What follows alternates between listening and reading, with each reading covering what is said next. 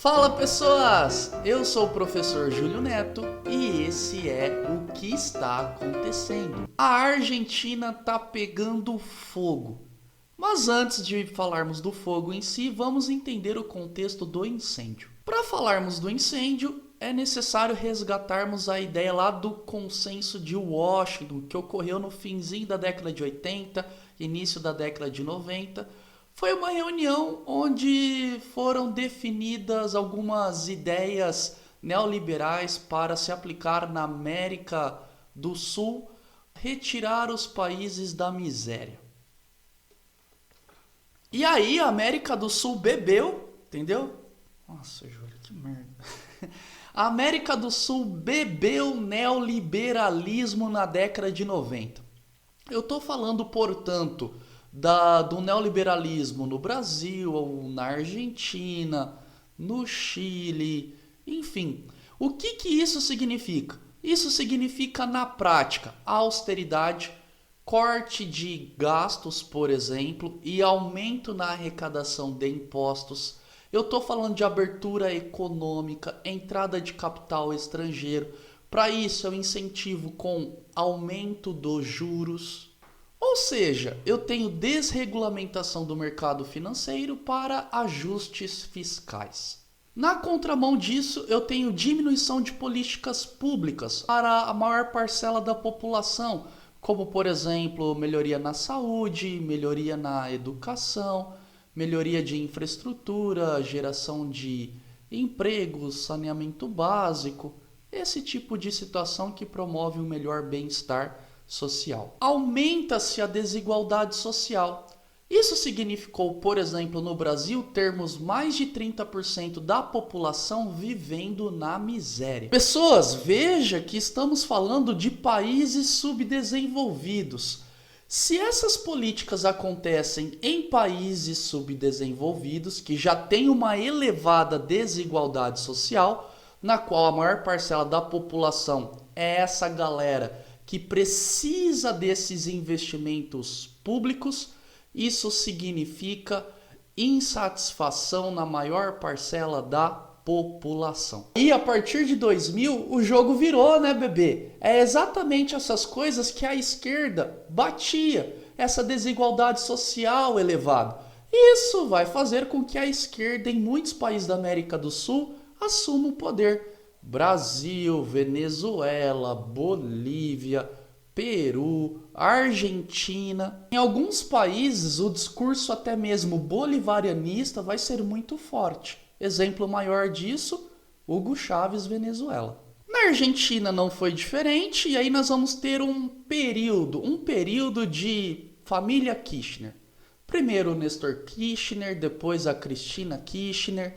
E, teoricamente, a população mais pobre, a população mais carente, esperava melhorias ali de base e o governo, principalmente da Cristina Kirchner, ficou marcado por algumas questões, como, por exemplo, capacidade de ingerência, principalmente corrupção. Outra questão foi a expropriação de algumas empresas privadas, ou seja, foi decretado a estatização, o governo pega essa empresa e define como uma empresa pública, que foi o caso, não sei se vocês lembram, da YPF, que era vinculada à Repsol, uma empresa extrativista espanhola, onde a Cristina Kirchner decreta agora que passa a ser algo pertencente ao Estado, uma vez que o Estado ele só consegue se manter de duas maneiras.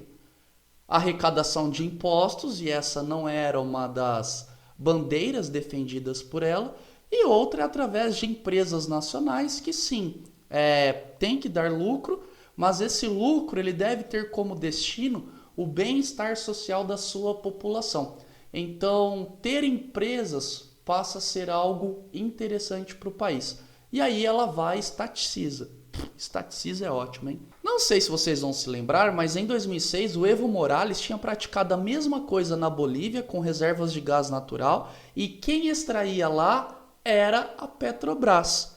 Inclusive, quando ele fez isso, perguntaram o que o Lula ia fazer, mas ali eram trutas, né? E acabou ficando por isso mesmo, estatizou lá e tá tudo certo, foi para o espaço investimento que a Petrobras havia feito lá na Bolívia para a extração desse recurso natural importante para o Brasil. A economia não ia bem.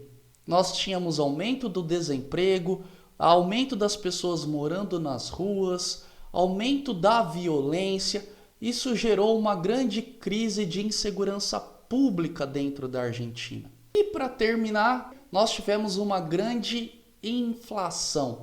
A inflação com desvalorização da moeda fez com que cada vez mais o país se tornasse algo instável para atrair investimentos. E ainda a Cristina Kirchner decretou várias vezes a moratória.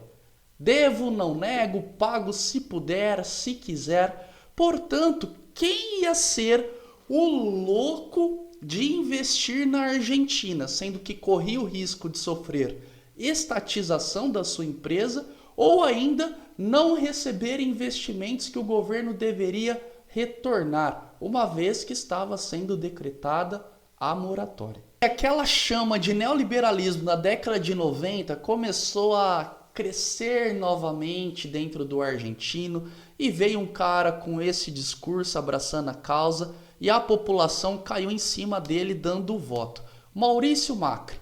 Para quem não conhece, o Macri ele é empresário, administrador, foi prefeito de Buenos Aires, ele até chegou a ser presidente do Boca Juniors, time de futebol aí, e o Macri vinha com esse discurso de neoliberalismo. Resgatar a Argentina, resgatar a economia para a geração de empregos. E isso ganhou votos da população de direita, principalmente ali a classe média alta. Ganhou uns votos da galera da esquerda, principalmente aqueles que estavam desiludidos com a Cristina Kirchner.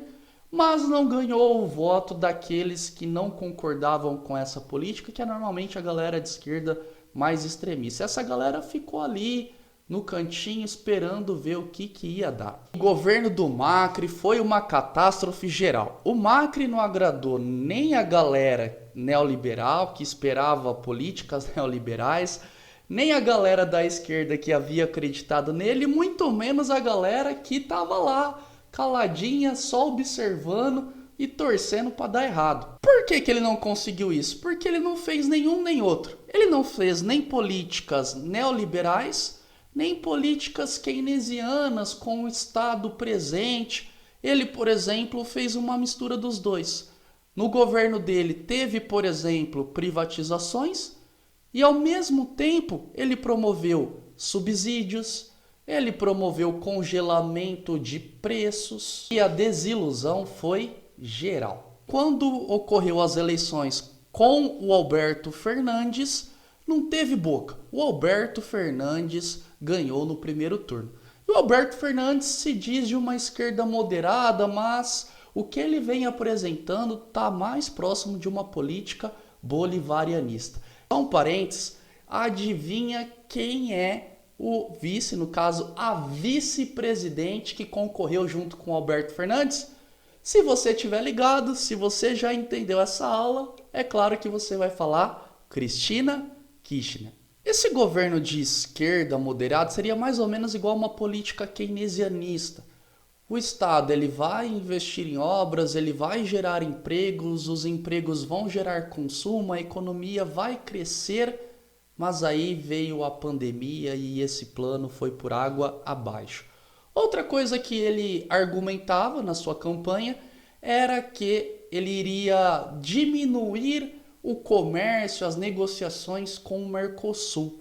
E vale lembrar ainda que em escala global, a Argentina é o segundo maior parceiro econômico nosso, só perde para a China. E a grande diferença é que para a China a gente vende o quê? Soja, minério de ferro. Enquanto que para a Argentina mandamos para lá veículos, máquinas de lavar, micro-ondas. Você entende que a agregação de valor na mercadoria é maior, logo entra mais dinheiro para a economia brasileira? E ainda tem maior demanda de mão de obra, geração de emprego para as indústrias que atuam no Brasil? Quando ele assume a presidência, no dia da posse, que o Bolsonaro não apareceu, o Bolsonaro estava puto e continua puto com Alberto Fernandes, ele torcia para o Macri, ele era Team Macri, Alberto Fernandes vai lá e me solta. Você não faz ideia do que ele fez.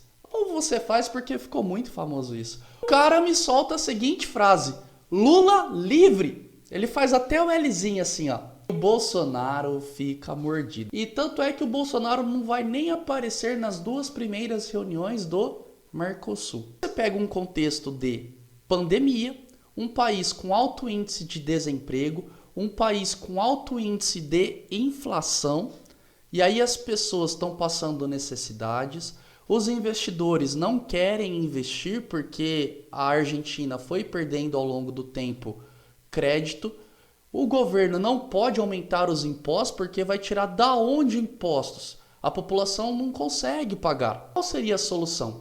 A solução é a partir de produção industrial de empresas estatais. E aí vem a atitude que está colocando fogo lá na Argentina. Por quê? A Argentina tem indústria? Tem, só que a maior parcela das indústrias argentinas não são argentinas, assim como no Brasil. Você pega, por exemplo, no Brasil as automobilísticas. Quem são elas? Toyota japonesa, Hyundai coreana, você pega a Volkswagen alemã. O que elas produzem aqui, o dinheiro vai para fora, não permanece aqui. O que nós temos de indústria importante? Indústria agropecuária, principalmente. Nós temos frigoríficos, produção de soja e derivados. Com a Argentina é a mesma coisa. A Argentina é muito boa na produção pecuarista, na produção de grãos. Grãos do tipo soja, trigo, inclusive o maior fornecedor de trigo para o Brasil é a Argentina. E o que ele fez que está pegando fogo lá? Ele simplesmente estatizou, nacionalizou a maior empresa argentina de grãos, voltado principalmente para a soja, que é a Vicentini. Qual é o pulo do gato? O que ele argumenta? No governo do Macri, ocorreu o empréstimos a empresas e deveria ter cobrado juros desses empréstimos. E como estava numa hiperinflação, juros elevadíssimos. Simplesmente o Macri ele perdoou essas dívidas. Entre essas empresas está a Vicentini. Quando ocorreram as eleições entre o Macri e o Alberto, adivinha quem que essas empresas apoiavam? Com certeza a política liberal do Macri. Só que deu ruim.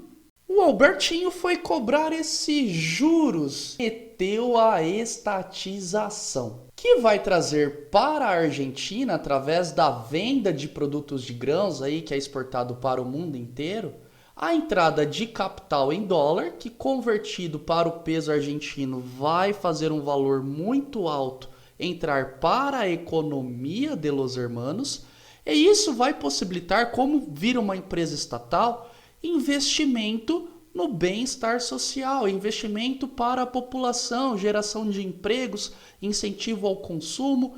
Esse dinheiro da empresa vai ter que ser destinado à população, porque é uma empresa pública. O lado das pessoas empresariais, o lado da classe média alta, tá olhando assim para essa ação, né? Estão arregalando os olhos, porque isso faz com que as pessoas pensem, essas pessoas, quem garante que ele não vai estatizar outras empresas?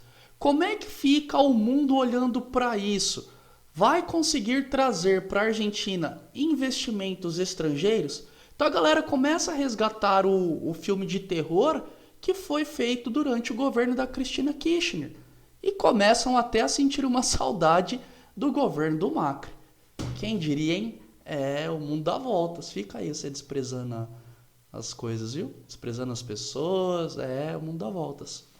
Não satisfeitos, então, com essa política de estatização, a galera foi pra rua. A galera tá indo pra rua lá, a galera tá batendo panela, tá falando que é uma ação inconstitucional. E é isso que vem pegando agora com a Argentina, conforme vocês podem observar aí nas imagens. A galera indo para as ruas, a galera ocupando uma grande quantidade, um número expressivo de pessoas aí insatisfeitas com esse tipo de ação de estatização. O que vai acontecer agora com a Argentina? Não sei, precisamos aguardar os próximos episódios. É igual minissérie, tá certo? Pessoas, o vídeo clareou algumas ideias, te ajudou de alguma forma? Então, comenta aí, curte, compartilha. Se você está no Instagram vendo isso, me segue. Se você está no YouTube, se inscreve no canal aí, dá uma moral, vamos fortalecer a amizade, beleza? Até a próxima, tchau, tchau.